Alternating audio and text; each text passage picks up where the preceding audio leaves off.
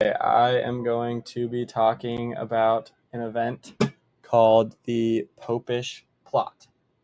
So, in order to really understand what happened in this event, we're going to need a little bit of context. So, there was a king named King Charles I, and he had a lot going on between him and Parliament. They wouldn't finance his wars, and eventually he started a civil war between himself and the English Parliament, and he lost.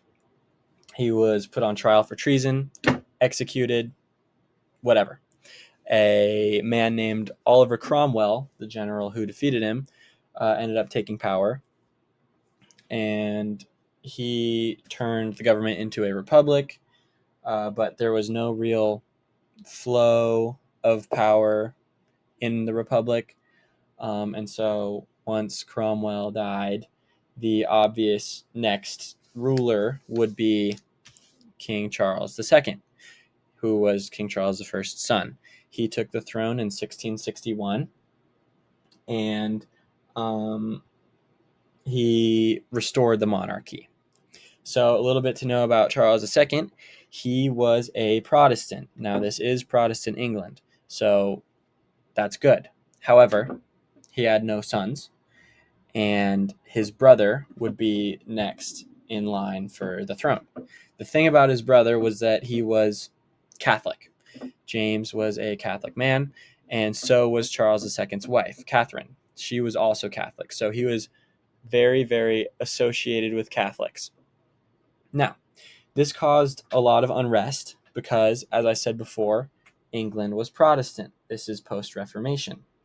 There was some pretty severe anti-Catholicism when King Charles II took the throne, and anti-Catholic propaganda ran rampant, especially with events such as the Great Plague of London and the Great Fire of London.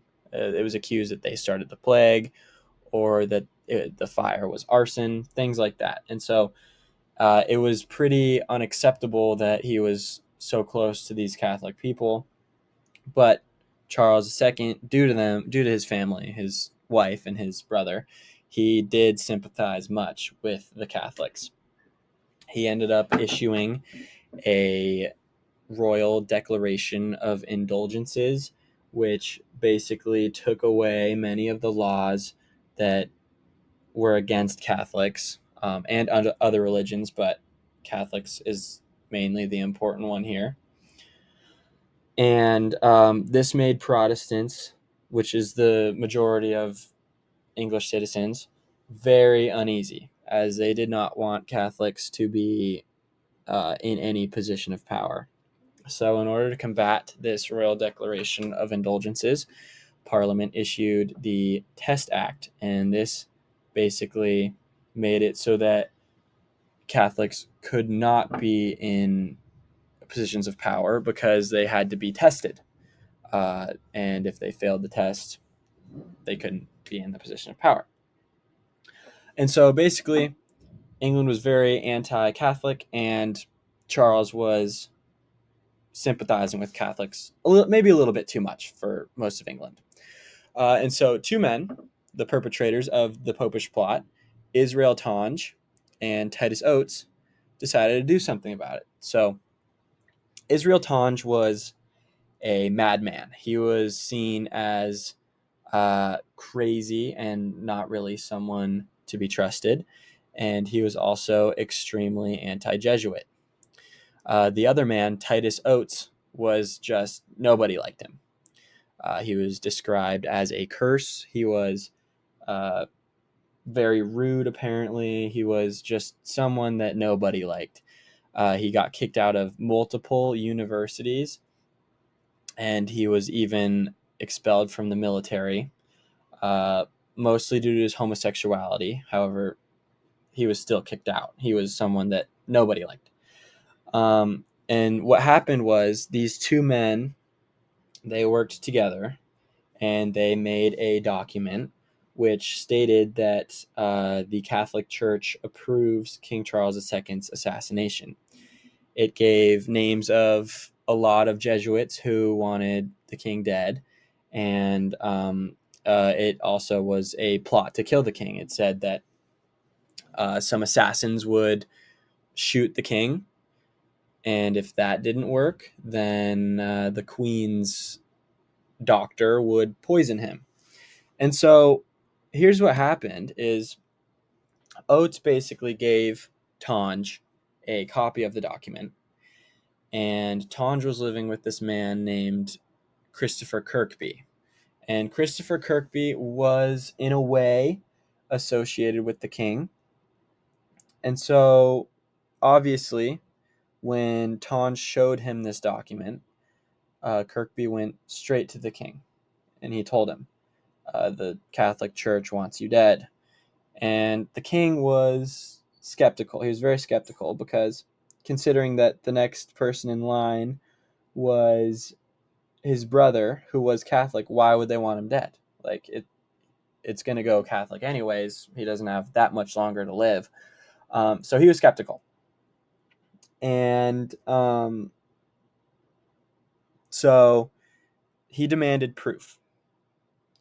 And word of this plot ended up getting around, and it did get to Charles II's brother, James, who was Catholic, and he demanded an investigation. And so there was an investigation. Eventually, Oates' name got brought up, and Charles knew that Oates was a liar, and he called him out. Oates appeared before the Privy Council along with his partner in crime, Tonge, and Tonge had made a couple of claims, but Tonge was seen as crazy. He was mad, and so the claims were not taken seriously whatsoever. Oates, on the other hand, he did make some claims and allegations which were much more believable, and it was against some pretty high-powered Catholic nobles. However, these claims that he had made and the evidence that he presented were fake. It was found out that he had completely forged all of the evidence, basically because he was too comfortable with the material.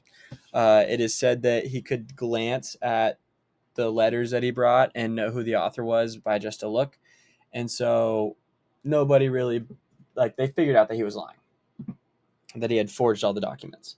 But there was still a lot of unrest in England, and Charles ended up calling Parliament. Charles was still not worried. He was thinking it was a complete hoax, but Parliament took it extremely seriously, and Parliament ended up putting many of the Catholics named on trial.